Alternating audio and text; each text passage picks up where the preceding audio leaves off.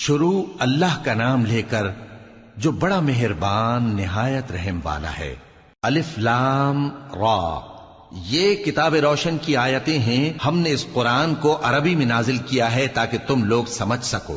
اے پیغمبر، ہم اس قرآن کے ذریعے سے جو ہم نے تمہاری طرف بھیجا ہے تمہیں ایک نہایت اچھا قصہ سناتے ہیں، اور تم اس سے پہلے بے خبر تھے۔ جب یوسف نے اپنے والد سے کہا کہ ابا، میں نے خواب میں 11 ستاروں اور سورج اور چاند کو دیکھا ہے، دیکھتا کیا ہوں کہ وہ مجھے سجدہ کر رہی ہیں۔ انہوں نے کہا کہ بیٹا، اپنے خواب کا ذکر اپنے بھائیوں سے نہ کرنا، نہیں تو وہ تمہارے حق میں کوئی چال چلیں گے۔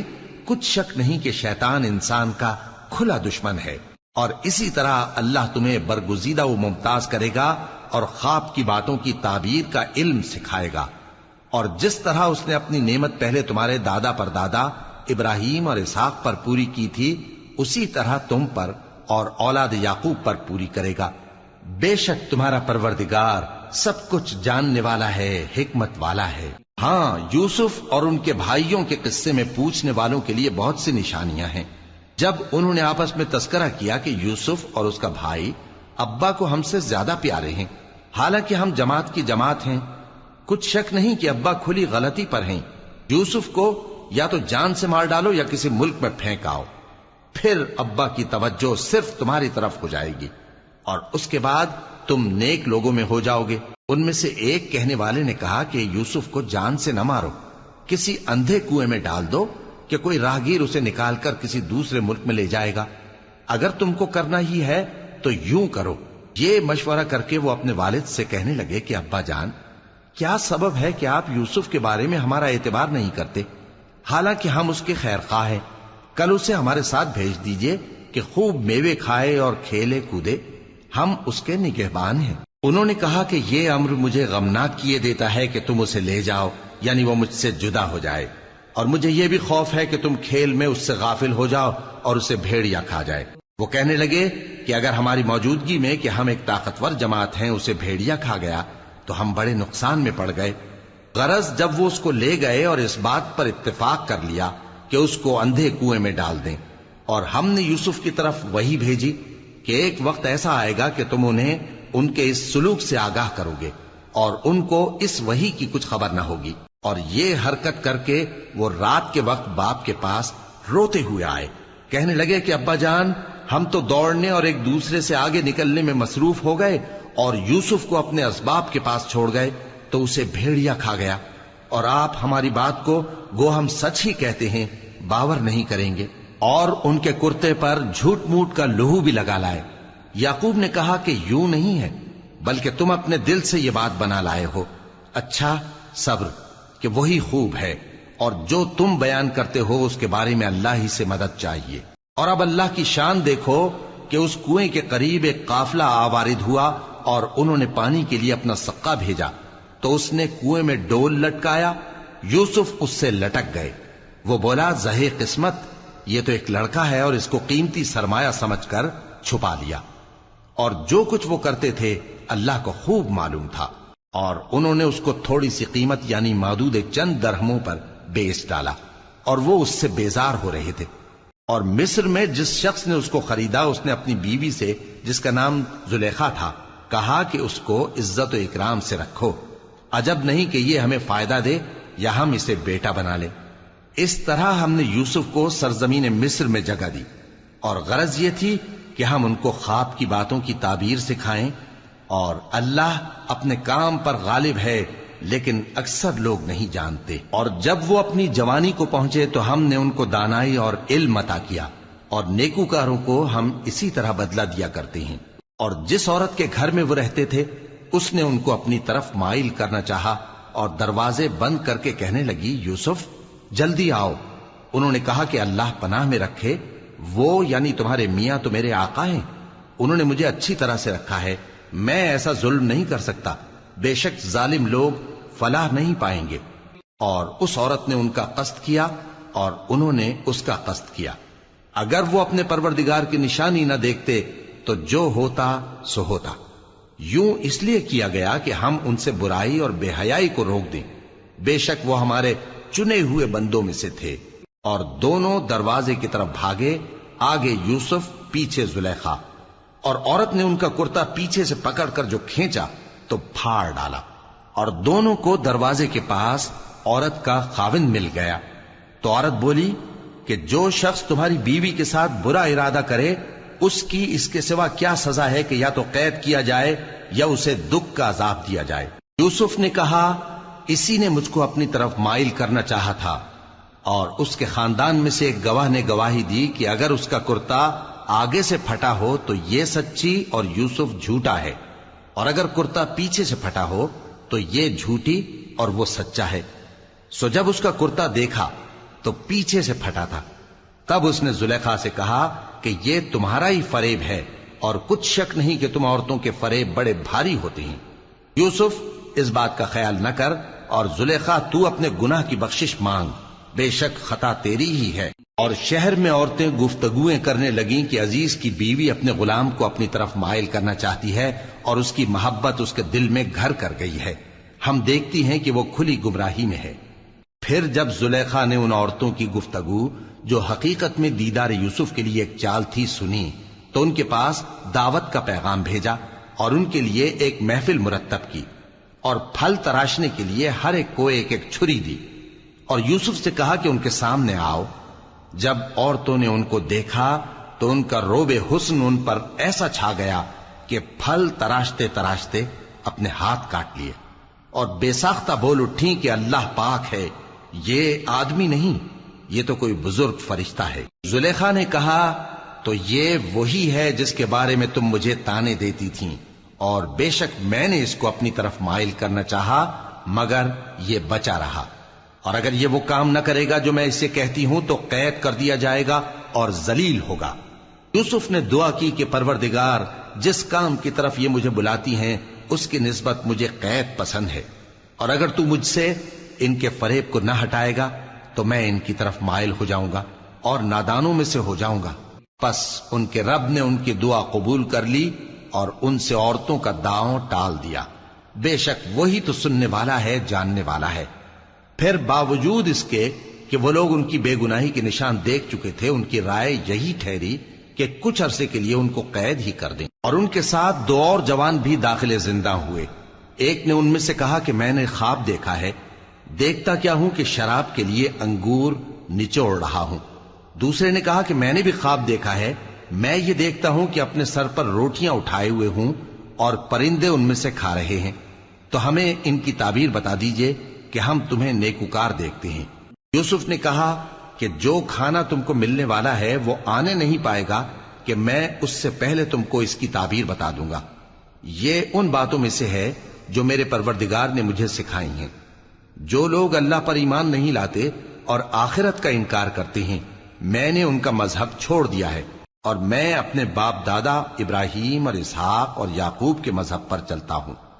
ہمیں شایع نہیں ہے کہ کسی چیز کو اللہ کے ساتھ شریک بنائیں، یہ اللہ کا فضل ہے ہم پر بھی اور لوگوں پر بھی، لیکن اکثر لوگ شکر نہیں کرتے۔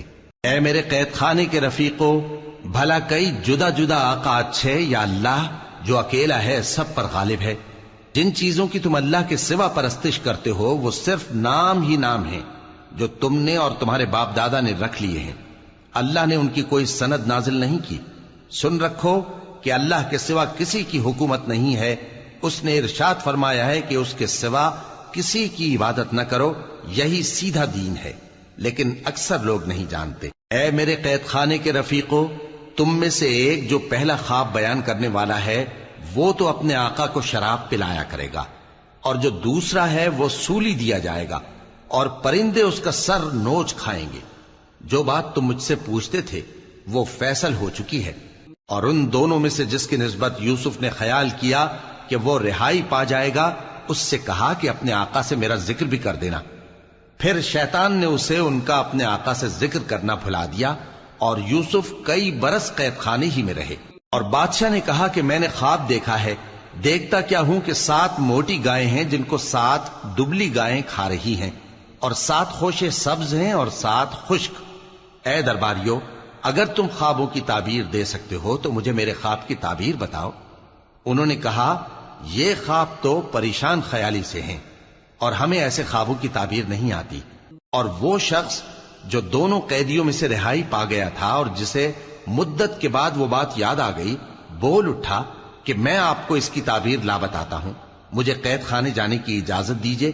غرض وہ یوسف کے پاس آیا اور کہنے لگا، یوسف، اے بڑے سچے یوسف، ہمیں اس خواب کی تعبیر بتائیے کہ 7 موٹی گایوں کو 7 دبلی گائیں کھا رہی ہیں، اور 7 خوشے سبز ہیں اور 7 سوکھے، تاکہ میں لوگوں کے پاس واپس جا کر تعبیر بتاؤں۔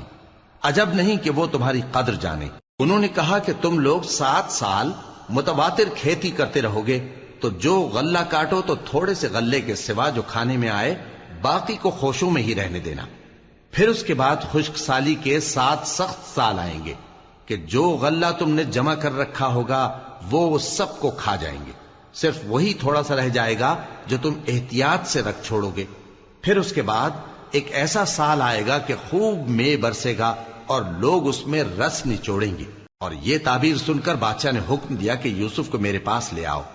سو جب قاصد ان کے پاس گیا تو انہوں نے کہا کہ اپنے آقا کے پاس واپس جاؤ اور اس سے پوچھو کہ ان عورتوں کا کیا حال ہے جنہوں نے اپنے ہاتھ کاٹ لیے تھے، بے شک میرا پروردگار ان کے فریب سے خوب واقف ہے۔ بادشاہ نے عورتوں سے پوچھا کہ تمہارا کیا قصہ تھا جب تم نے یوسف کو اپنی طرف مائل کرنا چاہا؟ سب بول اٹھیں کہ اللہ پاک ہے، ہم نے اس میں کوئی برائی معلوم نہیں کی۔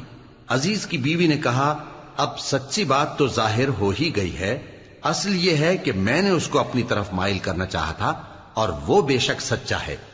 یوسف نے کہا کہ میں نے یہ بات اس لیے پوچھی ہے کہ عزیز کو یقین ہو جائے کہ میں نے اس کی پیٹھ پیچھے اس کی امانت میں خیانت نہیں کی، اور اللہ خیانت کرنے والوں کی چال کو چلنے نہیں دیتا، اور میں اپنے آپ کو پاک صاف نہیں کہتا، کیونکہ نفس امارہ انسان کو برائی ہی سکھاتا رہتا ہے، مگر یہ کہ میرا پروردگار رحم فرمائے، بے شک میرا پروردگار بخشنے والا ہے، مہربان ہے۔ اور بادشاہ نے حکم دیا کہ اسے میرے پاس لاؤ، میں اسے اپنا مصاحب خاص بناؤں گا۔ پھر جب ان سے گفتگو کی تو کہا کہ آج سے تم ہمارے ہاں صاحب منزلت ہو اور صاحب اعتبار ہو۔ یوسف نے کہا، مجھے زرعی پیداوار پر مقرر کر دیجئے، کیونکہ میں حفاظت بھی کر سکتا ہوں اور اس کام سے واقف بھی ہوں۔ اس طرح ہم نے یوسف کو ملک مصر میں جگہ دی اور وہ اس ملک میں جہاں چاہتے تھے رہتے تھے۔ ہم اپنی رحمت جس پر چاہتے ہیں کرتے ہیں اور نیکوکاروں کے اجر کو ضائع نہیں کرتے، اور جو لوگ ایمان لائے اور ڈرتے رہے ان کے لیے آخرت کا اجر بہت بہتر ہے۔ اور یوسف کے بھائی کنعان سے مصر میں غلہ خریدنے کے لیے آئے تو یوسف کے پاس گئے، تو یوسف نے ان کو پہچان لیا اور وہ ان کو نہ پہچان سکے۔ اور جب یوسف نے ان کے لیے ان کا سامان تیار کر دیا تو کہا کہ پھر آنا تو جو باپ کی طرف سے تمہارا ایک اور بھائی ہے اسے بھی میرے پاس لیتے آنا۔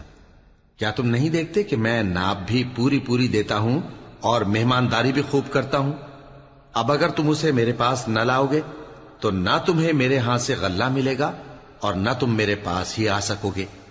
انہوں نے کہا کہ ہم اس کے بارے میں اس کے والد کو پھسلائیں گے اور ہم یہ کام کر کے رہیں گے۔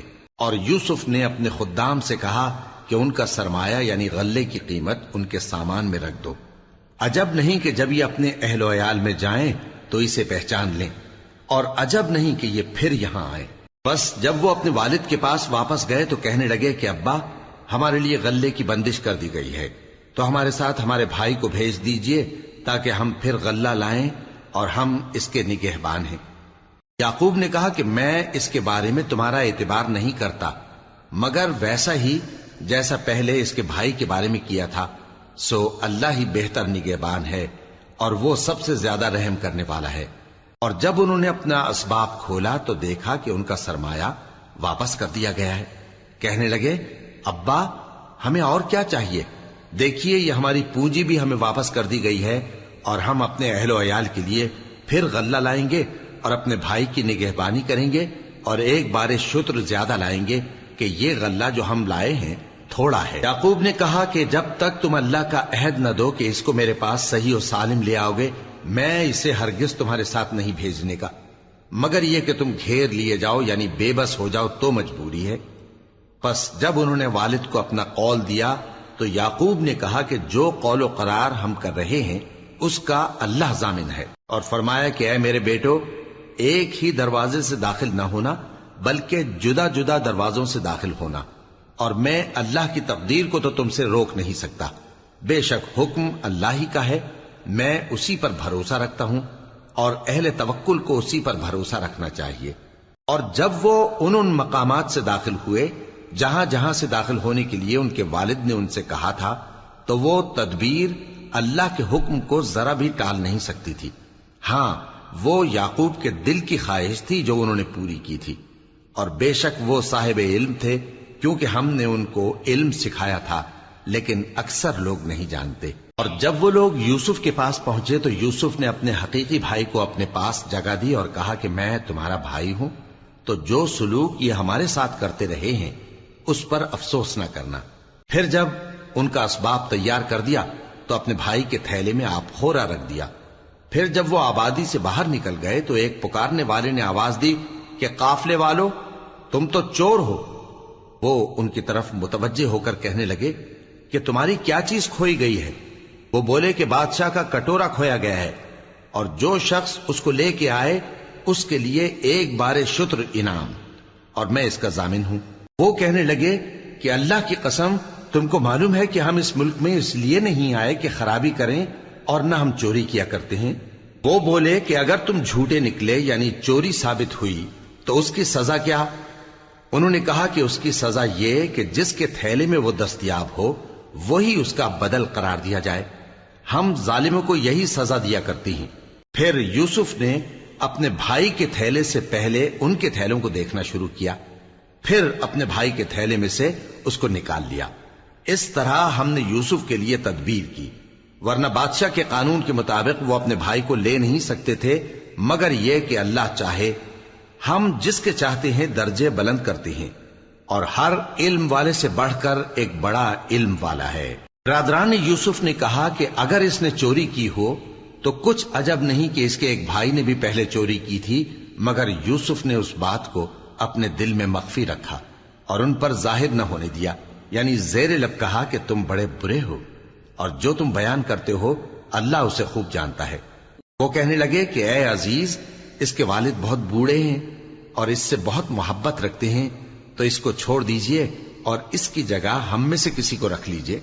ہم دیکھتے ہیں کہ آپ احسان کرنے والے ہیں. یوسف نے کہا کہ اللہ پناہ میں رکھے کہ جس شخص کے پاس ہم نے اپنی چیز پائی ہے اس کے سوا کسی اور کو پکڑ لیں. ایسا کریں تو ہم بڑے بے انصاف ہیں. آخر جب وہ اس سے نا امید ہو گئے تو الگ ہو کر صلاح کرنے لگے. سب سے بڑے نے کہا کیا تم نہیں جانتے کہ تمہارے والد نے تم سے اللہ کا عہد لیا ہے، اور اس سے پہلے بھی تم یوسف کے بارے میں قصور کر چکے ہو؟ تو جب تک والد صاحب مجھے اجازت نہ دیں میں تو اس جگہ سے ہلنے کا نہیں. یا اللہ میرے لیے کوئی فیصلہ کرے، اور وہ سب سے بہتر فیصلہ کرنے والا ہے. تم سب والد صاحب کے پاس واپس جاؤ اور کہو کہ ابا، آپ کے صاحبزادے نے وہاں جا کر چوری کی، اور ہم نے تو اپنی دانست کے مطابق آپ سے اس کے لے آنے کا عہد کیا تھا، مگر ہم غیب کی باتوں کے جاننے اور یاد رکھنے والے تو نہیں تھے. اور جس بستی میں ہم ٹھہرے تھے وہاں سے یعنی اہل مصر سے اور جس قافلے میں آئے ہیں اس سے دریافت کر لیجئے، اور ہم اس بیان میں بالکل سچے ہیں. جب انہوں نے یہ بات یعقوب سے آ کر کہی تو انہوں نے کہا کہ حقیقت یوں نہیں ہے، بلکہ یہ بات تم نے اپنے دل سے بنا لی ہے، تو صبر ہی بہتر ہے. عجب نہیں کہ اللہ ان سب کو میرے پاس لے آئے. بے شک وہ علم والا ہے، حکمت والا ہے. اور ان کے پاس سے چلے گئے اور کہنے لگے کہ ہائے افسوس یوسف پر، ہائے افسوس. اور رنج و الم میں ان کی آنکھیں سفید ہو گئیں اور ان کا دل غم سے بھر رہا تھا. بیٹے کہنے لگے کہ واللہ آپ تو یوسف کو اسی طرح یاد ہی کرتے رہیں گے یہاں تک کہ آپ گھل جائیں گے یا جان ہی دے دیں گے. انہوں نے کہا کہ میں تو اپنے غم و اندوہ کا اظہار اللہ سے کرتا ہوں، اور اللہ کی طرف سے وہ باتیں جانتا ہوں جو تم نہیں جانتے. اے بیٹو، یوں کرو کہ ایک دفعہ پھر جاؤ اور یوسف اور اس کے بھائی کو تلاش کرو، اور اللہ کی رحمت سے نا امید نہ ہونا کہ اللہ کی رحمت سے تو کافر لوگ ہی نا امید ہوا کرتے ہیں. پھر جب وہ یوسف کے پاس گئے تو کہنے لگے کہ اے عزیز، ہمیں اور ہمارے اہل و عیال کو بڑی تکلیف ہو رہی ہے، اور ہم یہ تھوڑا سا سرمایہ لائے ہیں، آپ ہمیں اس کے عوض پورا غلہ دے دیجئے اور ہم پر خیرات کیجئے کہ اللہ خیرات کرنے والوں کو ثواب دیتا ہے. یوسف نے کہا تمہیں معلوم ہے کہ جب تم نادانی میں پھنسے ہوئے تھے تو تم نے یوسف اور اس کے بھائی کے ساتھ کیا کیا تھا؟ وہ بولے کیا واقعی تم ہی یوسف ہو؟ انہوں نے کہا ہاں میں یوسف ہوں، اور بن یامین کی طرف اشارہ کر کے کہنے لگے یہ میرا بھائی ہے، اللہ نے ہم پر بڑا احسان کیا ہے، جو شخص اللہ سے ڈرتا اور صبر کرتا ہے تو اللہ نیکوکاروں کا اجر ضائع نہیں کرتا۔ وہ بولے اللہ کی قسم اللہ نے تم کو ہم پر فضیلت بخشی ہے اور بے شک ہم خطاکار تھے۔ یوسف نے کہا کہ آج کے دن تم پر کوئی ملامت نہیں، اللہ تم کو معاف کرے اور وہ سب سے بڑھ کر رحم کرنے والا ہے۔